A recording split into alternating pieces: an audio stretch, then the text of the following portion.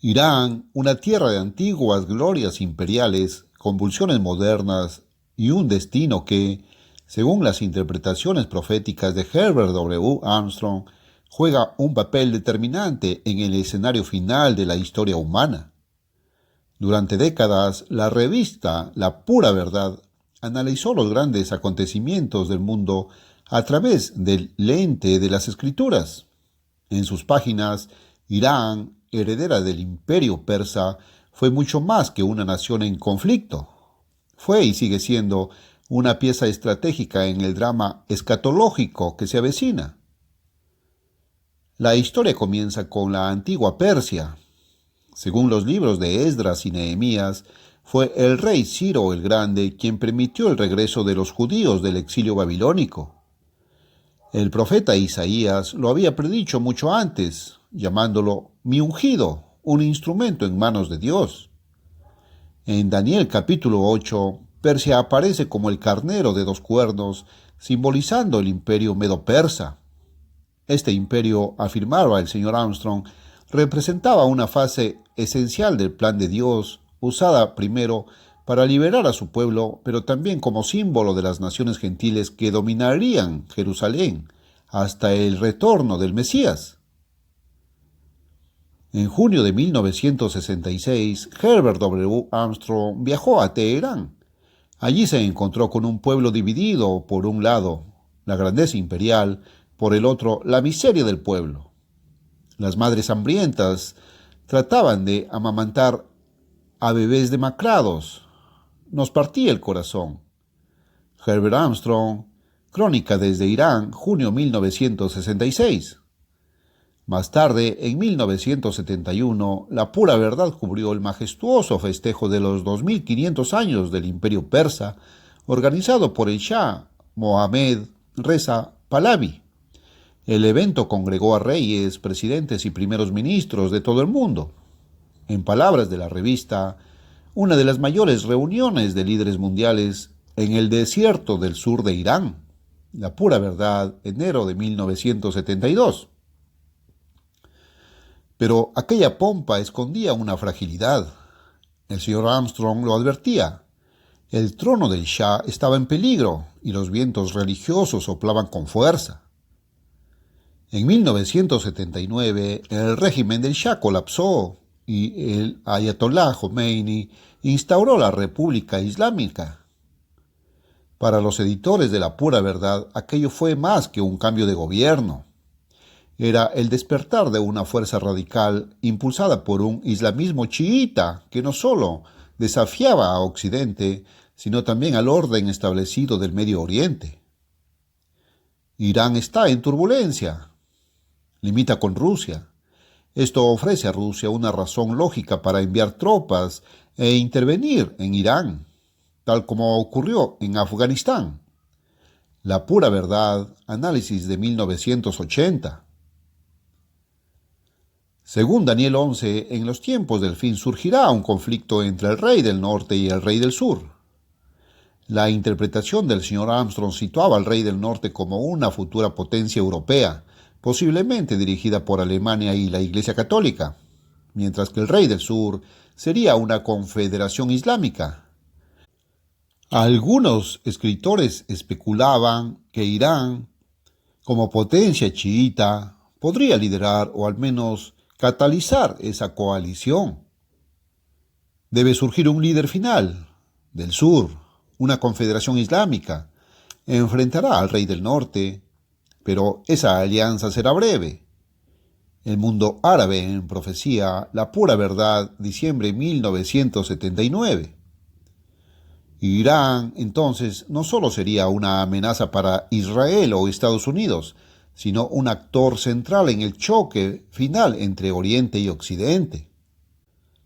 Irán controla la entrada al Golfo Pérsico y al estratégico estrecho de Hormuz. Más del 20% del petróleo mundial fluye por sus aguas. La Pura Verdad advirtió que esta geografía no era coincidencia. Era parte del escenario preparado para un conflicto mundial, donde el control de los recursos energéticos sería clave para el dominio global. La nación conocida hoy como Irán fue en la antigüedad la poderosa Persia. En la Biblia, Persia ocupa un lugar destacado. El libro de Isaías menciona a Ciro el Grande, Isaías 45:1, quien liberó a los judíos del cautiverio babilónico y permitió la reconstrucción del templo en Jerusalén.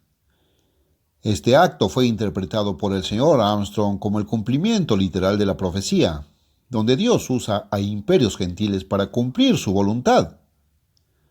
El libro de Daniel presenta a Persia en las visiones apocalípticas. El carnero con dos cuernos en Daniel 8 representa al imperio medo-persa que derrotó a Babilonia y precedió a Grecia en la sucesión profética de imperios mundiales. El señor Armstrong vio en esta narrativa una progresión del dominio humano sobre Jerusalén hasta el regreso de Cristo. Persia no solo aparece como opresora, sino también como benefactora. Esdras, Nehemías y Esther muestran una relación positiva entre los reyes persas y el pueblo hebreo. Esta dimensión dual de Persia, como conquistadora y liberadora, fue destacada por la pura verdad como un antecedente del doble papel que Irán podría desempeñar en los últimos tiempos.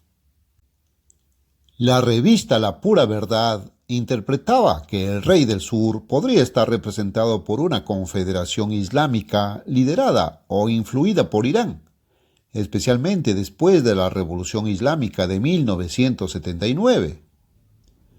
Se advertía que Irán, como potencia chiita, desempeñaría un papel desestabilizador frente al bloque sunita, liderado por naciones como Arabia Saudita. Algunos artículos especulaban sobre el rol de Irán en la posible coalición del Este, Reyes del Oriente, Apocalipsis 16:12, junto a China o Rusia, enfrentándose a Occidente o a una futura potencia europea, el Rey del Norte. El señor Armstrong advertía que las tensiones en Medio Oriente, con Irán como actor clave, desembocarían en una tercera guerra mundial con epicentro en Jerusalén. Las ambiciones expansionistas de Irán eran vistas como un catalizador para la intervención de potencias extranjeras, cumpliendo así las profecías del fin de los tiempos. La caída del Shah en 1979 y la instauración de la República Islámica liderada por el Ayatollah Khomeini marcaron un punto de inflexión. La Pura Verdad interpretó esta revolución no solo como un cambio político, sino como el surgimiento de una fuerza religiosa radical con proyecciones proféticas. La nueva teocracia chiita poseía una visión mesiánica propia, la espera del imán oculto o Mahdi. Irán se sitúa en un punto crucial de Eurasia, con fronteras que colindan con Turquía, Irak, Afganistán, Pakistán y el Mar Caspio. Posee extensas reservas de petróleo y gas y controla el estrecho de Hormuz, por donde fluye una quinta parte del petróleo mundial. El señor Armstrong argumentó que esta ubicación no era accidental. Formaba parte del escenario profético descrito en Apocalipsis, donde las potencias del Este, reyes del Oriente, jugarían un papel activo en el conflicto final. En diversas ediciones de La Pura Verdad se advertía que Irán podría alinearse con Rusia o China en el futuro. Aunque no se preveía que Irán fuese absorbido por la Unión Soviética, se contemplaba una alianza o sometimiento parcial. Habrá una vinculación política con Moscú, no necesariamente ocupación, sino influencia, dominación o sumisión. ¿Por qué Rusia no atacará a Estados Unidos? 1980. Estas relaciones estratégicas con potencias orientales eran vistas como un posible cumplimiento de la profecía de Apocalipsis 16:12, donde se menciona la movilización de los reyes del Oriente hacia el conflicto final en el valle de Megiddo, Armagedón. Daniel capítulo 11 describe una sucesión de guerras entre dos potencias simbólicas, el rey del norte y el rey del sur. El señor Armstrong interpretó al rey del norte como una futura potencia europea unificada, una resurrección del Sacro Imperio Romano, liderada por Alemania y posiblemente el Vaticano. Por su parte, el rey del sur sería una confederación islámica que desafiaría a esta potencia europea. Aunque tradicionalmente se ha asociado este rol a países árabes como Egipto o Irak, varios escritores de la pura verdad no descartaban que Irán, por su liderazgo religioso y su papel disruptivo, pudiera encabezar o al menos influir en esa coalición. El mundo islámico se reunirá bajo un líder. Ese líder enfrentará al rey del norte. La confrontación será inevitable. El mundo árabe en profecía, diciembre de 1979. El señor Armstrong consideraba que Irán era un actor clave en la antesala del fin del mundo tal como lo conocemos, no por su poder militar, sino por su capacidad de desestabilizar la región, provocar la intervención de Europa y catalizar una serie de eventos que conducirían a una tercera guerra mundial centrada en Jerusalén. Las señales están ante nosotros. Jerusalén es el centro profético. Irán es el fósforo que puede encender la mecha. La pura verdad, enero 1984. Para el señor Armstrong, comprender a Irán era esencial para entender el curso de los acontecimientos mundiales. Su mensaje era claro. No se trataba de política, sino de profecía, de un plan divino que se desarrollaba ante los ojos del mundo, aunque pocos lo entendieran. Ahora, un extracto del artículo Irán hoy, nación con una misión, publicado en la revista La Pura Verdad en enero de 1972. Hemos emergido del mundo de los muertos.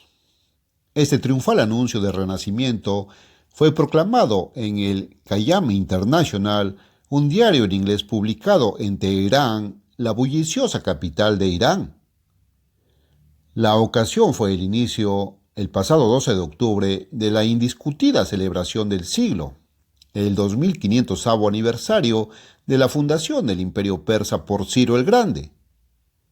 Irán, proclamaba con orgullo el mismo periódico, estaba de vuelta en el mapa como un país vivo. A partir de ahora, decía, la nación resurgida está destinada a tener un papel importante en el mundo contemporáneo. El propósito del fastuoso festival de 7 días, en palabras del monarca iraní, el Shah Mohammad Reza Pahlavi, era despertar al pueblo de Irán a su pasado y despertar al mundo hacia Irán. Pocas naciones aún existentes pueden jactarse de tener un pasado tan largo y significativo como el de Irán, o Persia, su antiguo nombre. Los grandes personajes de la historia antigua llenan sus anales. Desde Ciro el Grande, quien conquistó Babilonia en el 539 a.C., estableciendo así el imperio persa, hasta Cambises, Darío I, el primer rey persa que gobernó en Persépolis, lugar de la celebración del aniversario, y Jerjes. Debido a su ubicación estratégica entre Oriente y Occidente, una Persia débil siempre ha significado problemas para su pueblo. En el 331 a.C., los persas sucumbieron ante los ejércitos de Alejandro Magno. Los invasores adoptaron rápidamente las costumbres, hábitos, filosofías religiosas persas y se apoyaron en administradores persas, lo que da testimonio de las formidables cualidades de la cultura persa. Los ejércitos árabes, impulsados por su nueva fe islámica, arrasaron la región a mediados del siglo VII después de Cristo. El modo de vida persa volvió pronto a predominar, pero estuvo a punto de ser extinguido por la destrucción despiadada causada por Genghis Khan y sus hordas mongolas a partir del año 1220. Desde ese momento hasta el siglo XX, Persia desempeñó un papel estrictamente secundario en la historia. El siglo XX comenzó con la nación prácticamente sometida a cualquier potencia extranjera, especialmente a los rusos y británicos. Cuando el padre del actual Shah asumió el poder en 1925 y comenzó la dinastía Pahlavi, Persia estaba totalmente atrasada y empobrecida, salvo por algunas familias terratenientes extremadamente ricas. Solo existían 6 fábricas en todo el país. Reza Shah comenzó a construir un complejo industrial y de transporte. logró mucho, incluyendo la construcción del famoso ferrocarril transiraní, antes de abdicar en favor de su hijo en vísperas de la Segunda Guerra Mundial. Durante el conflicto, tropas británicas y rusas volvieron a ocupar partes de Irán. Tras el fin de las hostilidades y luego de prolongadas tensiones con los soviéticos, Irán cayó en una crisis política. El gobierno de Mohammad Mossadegh, de 1951 a 1953, casi destruyó el país. Durante 2 años, Mossadegh detuvo las vitales exportaciones de petróleo de Irán. Durante el resto de la década y hasta bien entrados los años 60, Irán se fue recuperando lentamente, muy lentamente, del fiasco de Mossadegh. En 1962, año en el que debió celebrarse originalmente el aniversario de los 2500 años, Irán aún se encontraba en una situación desesperada. La gran mayoría de su población vivía en la pobreza, era analfabeta y no poseía tierras.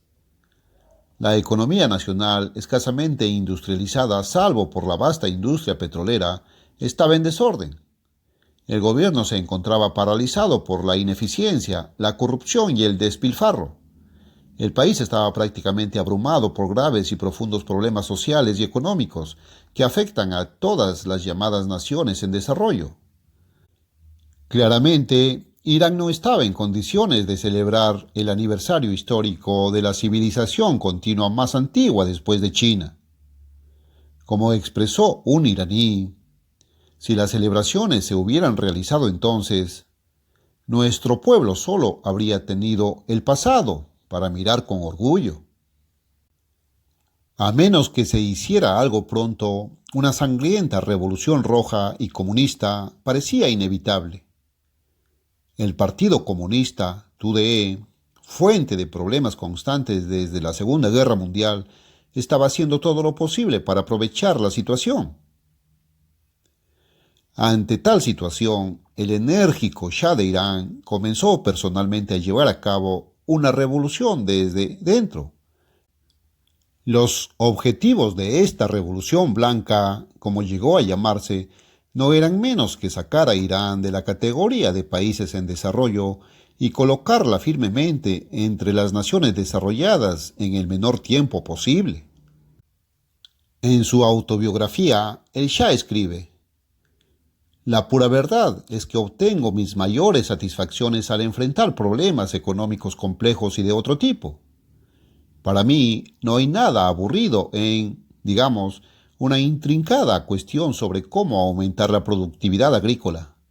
Para mí eso cobra vida de forma fascinante simplemente porque incluso un pequeño avance en la solución puede significar mucho para miles de ciudadanos comunes aquí en esta parte del mundo. Realmente amo mi trabajo, los desafíos que plantea y las satisfacciones que brinda. Señales visibles de progreso me saludan donde quiera que voy en mi país y me dicen que estamos en el camino correcto. Misión para mi país, páginas 140 y 326. Años antes de la Revolución Blanca, se instó al monarca de 52 años a coronarse formalmente. Había asumido el poder en 1941, pero nunca se había celebrado la ceremonia. El Shah respondió que no quería ser coronado como gobernante de una nación de mendigos. Cuando la nación pareció estar firmemente en camino hacia la madurez económica, la ceremonia de coronación se celebró el 26 de octubre de 1967. Se coronó asimismo al estilo tradicional de los reyes persas. Su título oficial, Shahanshah Shah, que significa Rey de Reyes. Es algo común que cada gran país afirme estar estratégicamente ubicado en el mundo. Pero en el caso de Irán, no es una broma. Irán ha sido la encrucijada entre Oriente y Occidente desde el comienzo de los tiempos. Algunas de las rutas comerciales más importantes de la historia han cruzado por Irán, siendo quizás la más notable la famosa ruta de la seda hacia China. Incluso en la era aérea actual, Irán, con su aeropuerto internacional en Teherán, es un eslabón vital en los viajes y comunicaciones este-oeste. Pero las rutas del comercio también han sido rutas de conquista, e Irán ha sido anfitrión involuntario de Alejandro Magno, o como lo llaman los iraníes, Alejandro de Macedonia, reservando el título de El Grande para Ciro, Gengis Khan y Tamerlán. Incluso en la historia reciente, Irán ha desempeñado un papel crucial en los asuntos políticos. El petróleo persa hizo una contribución importante a la victoria aliada en la Primera Guerra Mundial. Como dijo Lord Curzon de Gran Bretaña, verdaderamente la posteridad dirá que los aliados flotaron hacia la victoria sobre una ola de petróleo. Gran parte de ese petróleo provenía de la incipiente industria petrolera iraní, que en ese momento estaba controlada por los británicos. Durante la Segunda Guerra Mundial, la posición estratégica de Irán como encrucijada volvió a ser fundamental para lograr la victoria aliada. Millones de toneladas de equipo militar de las potencias occidentales llegaron a la Unión Soviética a través de rutas terrestres iraníes. El ferrocarril transiraní fue apodado el puente hacia la victoria. Si esta ayuda militar no hubiera llegado a los ejércitos rusos, es poco probable que la Unión Soviética hubiera podido rechazar a los invasores nazis. Desde la Segunda Guerra Mundial, Irán ha ocupado una posición incómoda en la lucha de poder entre Oriente y Occidente. Fue aquí donde realmente comenzó la Guerra Fría. Inmediatamente después de la guerra, Moscú apoyó a un gobierno comunista títere que tomó el control de la provincia iraní noroccidental de Azerbaiyán. No fue hasta diciembre de 1946 que ese gobierno rebelde fue desalojado. Desde entonces, Irán ha sido profundamente desconfiado de las intenciones soviéticas. El Shah relata: el asunto de Azerbaiyán fue realmente un hito en la historia moderna del Medio Oriente. Fue en Azerbaiyán donde se expusieron por primera vez las intenciones de la Rusia estalinista después de la guerra. Fue entonces cuando los hombres libres de todo el mundo comenzaron a despertar ante la amenaza del imperio comunista. Creo que los historiadores del futuro dirán que la Guerra Fría realmente comenzó en Irán. Por supuesto, hubo señales en otras partes también, pero las líneas se trazaron claramente por primera vez aquí. Fue en el transcurso del asunto de Azerbaiyán que Estados Unidos, por primera vez en la historia, comenzó a desempeñar un papel de liderazgo en el Medio Oriente. Azerbaiyán condujo directamente a la doctrina Truman, que salvó a Grecia y Turquía del imperio comunista. Ibid, página 118. La presión rusa sobre el territorio iraní no es, por supuesto, nada nuevo. Desde hace tiempo, desde los días de Pedro el Grande, quien gobernó de 1682 a 1725, Rusia ha intentado expandirse hacia el sur a través del actual territorio de Irán, con el fin de obtener puertos de aguas cálidas en el Golfo Pérsico. Debido a la proximidad inmediata de su enorme vecino del norte, Irán camina sobre una delgada línea entre la cautela y la cordialidad. En los últimos años, las relaciones soviético-iraníes han mejorado en cierta medida. Un factor importante es la compra rusa de grandes cantidades de gas natural iraní. Un gasoducto desde los campos petrolíferos del sur de Irán, completado en 1970, pronto estará transportando 10.000 millones de metros cúbicos anuales hacia la URSS.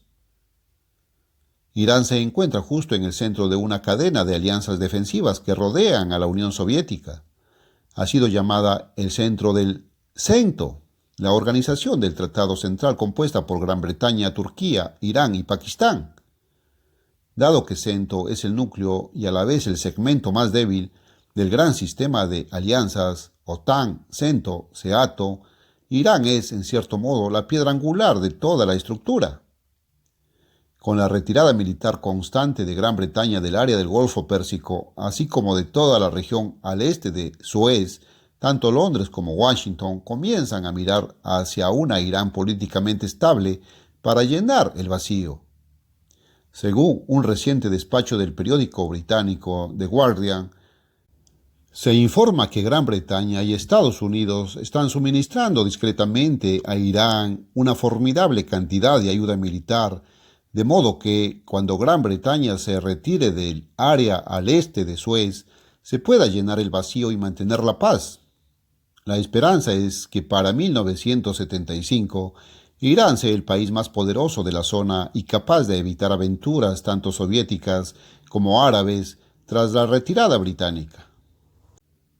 En 1961, antes del notable resurgimiento de Irán, el Shah, en un llamado para obtener asistencia militar, advirtió: dejar a Irán impotente sería proporcionar una de las formas más fáciles de rodear tanto a la OTAN como a la SEATO, sin mencionar a los países periféricos de CENTO. Y no necesito extenderme en el punto de que una invasión de mi país desde el norte o una invasión desde otra dirección pero inspirada desde el norte ofrecería, si no es rechazada, enormes recompensas a los agresores.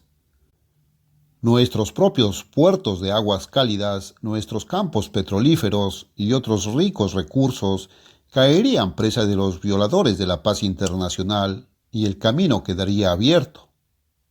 El camino quedaría abierto para que ellos emprendieran un avance en dos frentes: hacia abajo por la península arábiga por un lado y hacia África a través del canal de Suez por el otro.